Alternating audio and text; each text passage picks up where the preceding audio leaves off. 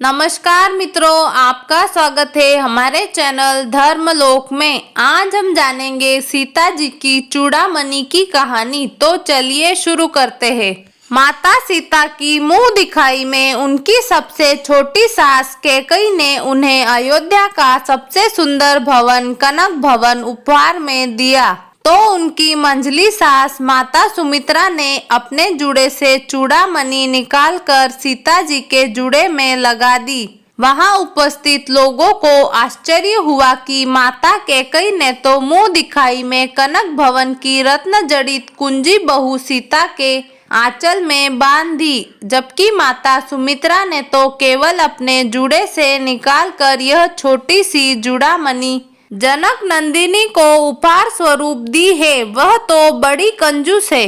तब कुल गुरु महर्षि वशिष्ठ ने सभी उपस्थित जनों को चूड़ामणि की महिमा और इतिहास बताते हुए कहा कि संसार का दिव्यतम स्त्री आभूषण है चूड़ामणि। चूड़ामणि जूड़े में लगाए जाने वाला वह आभूषण है जिसकी समानता केवल श्रीमद् नारायण के हृदय पर शोभायमान कौस्तुभ मणि ही कर सकती है। संसार के समस्त आभूषण मिलकर भी इस चूड़ामणि की समानता नहीं कर सकते हैं। कहाँ से आई है यह दिव्य चूड़ामणि? देवताओं और दानवों द्वारा अमृत प्राप्ति के लिए किए गए समुद्र मंथन से एक एक करके 14 रत्न निकले थे।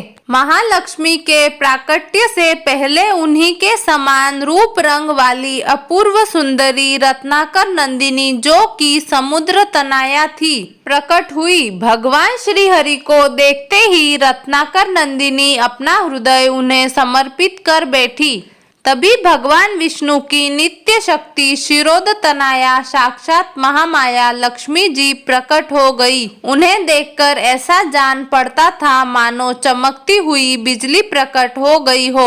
उन्होंने अपने हाथों में सुशोभित सफेद, नीले, पीले, लाल और कर्पूरी इन 5 रंगों की कमल माला समस्त गुणों के आश्चर्य व निरपेक्ष भगवान नारायण को पहना दी और चुपचाप उनके अनुग्रह की प्रतीक्षा करती हुई उनके निकट स्थित हो गई। समुद्र की ज्येष्ठ पुत्री रत्नाकर नंदिनी मन मसोस कर वही खड़ी रह गई। उनके मन के भावों को जानकर श्रीहरि स्वयं उनके पास जाकर बोले, मैं तुम्हारे मन के भावों को जानता हूँ। पृथ्वी का भार हरने के लिए मैं जब जब अवतार धारण करूँगा तब तुम मेरी संहारिणी शक्ति के रूप में अवतरित होगी। कलयुग के अंत में कल की रूप में जब मैं प्रकट होऊंगा तब तुम्हें पूरी तरह अंगीकार करूंगा। अभी सत्ययुग है। त्रेता और द्वापर युग में तुम त्रिकुट पर्वत शिखर पर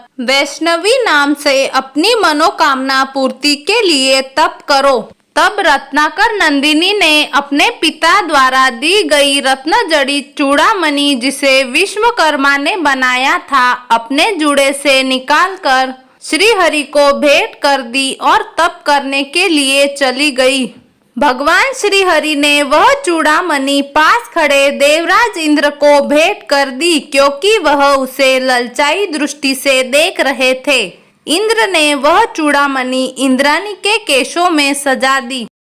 देवराज इंद्र शंबरासुर से बहुत दुखी थे। वे उसे पराजित नहीं कर पा रहे थे। उन्होंने शंबरासुर से युद्ध में महाराजा दशरथ से सहायता मांगी। महारानी कैकेयी ने अपने पिता के यहाँ शस्त्र चलाना सीखा था और वे रथ हाँकने की विद्या में भी पारंगत थी। उनकी सहायता से महाराज दशरथ ने शंबरासुर को परास्त कर दिया। देवराज इंद्र के आमंत्रण पर वे महारानी कैकेयी के साथ सदेह देवलोक गए। इस अवसर पर इंद्र ने महाराज दशरथ को स्वर्गलोक की मंदाकिनी के राजहंसों के 4 पंख भेंट किए और इंद्राणी ने चूड़ामणि महारानी कैकेयी को भेंट में देते हुए कहा, जिस स्त्री के केशों में यह दिव्य चूड़ामणि रहेगा उसका सौभाग्य अखंड रहेगा। उसके पति के राज्य में अकाल और अतिवृष्टि जैसी आपदाएं नहीं आएंगी और कोई शत्रु उन्हें पराजित नहीं कर सकेगा। महारानी कैकेयी ने अयोध्या आकर वह चूड़ामणि यह सोचकर सुमित्रा जी को दे दी कि मुझे तो महाराज दशरथ और प्रजा का प्यार वैसे ही सबसे ज्यादा मिल रहा है। मंझली रानी सुमित्रा रात दिन परिवार की सुख सुविधा में लगी रहती है। हमारा सौभाग्य भी एक ही है, अंत इसकी असली हकदार तो सुमित्रा ही है। प्रभु श्री राम के विवाह के बाद माँ जानकी की मुंह दिखाई की रस्म शुरू हुई। कृपा की मूर्ति महारानी सुमित्रा ने जब घूंघट की ओट से जनक दुलारी का मुख देखा तो वे बस उन्हें देखते ही रह गई और वात्सल्य वंश नववधू को सौभाग्य का आशीर्वाद देते हुए उन्होंने अपने केशों से सजी चूड़ामणि को निकालकर जानकी जी के जूड़े में सजा दिया।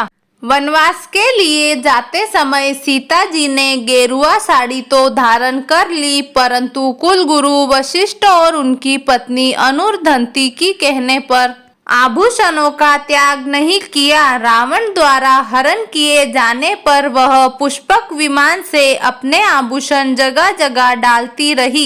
लंका पहुंचने तक केवल चूड़ामणि ही उनके पास शेष रही थी। चूड़ामणि की महिमा जानने के कारण ही उन्होंने उसे अपने शरीर से अलग नहीं किया था। सीता जी की खोज में जब हनुमान जी अशोक वाटिका में जाकर श्री राम की मुद्रिका माँ जानकी को देते हैं और कहते हैं, मातु मोहे दीजे कुछु चिन्हा, जैसे रघुनायक मोहे दीन्हा। चूड़ामणि उतारी तब दयु, हरस समेत पवन सुत लयु। तब वही चूड़ामणि सीता जी ने प्रभु श्री राम को अपनी पहचान बताने के लिए हनुमान जी को दे दी। वह जानती थी कि जब तक यह चूड़ामणि प्रभु श्री राम के पास नहीं पहुंचेगी, लंका का विनाश और रावण की पराजय संभव नहीं होगी। तो मित्रों, आज के लिए बस इतना ही। उम्मीद करते हैं हमारे द्वारा दी गई जानकारी आपको अच्छी लगी होगी। आपको हमारा वीडियो अच्छा लगा हो तो लाइक, शेयर और सब्सक्राइब जरूर करें।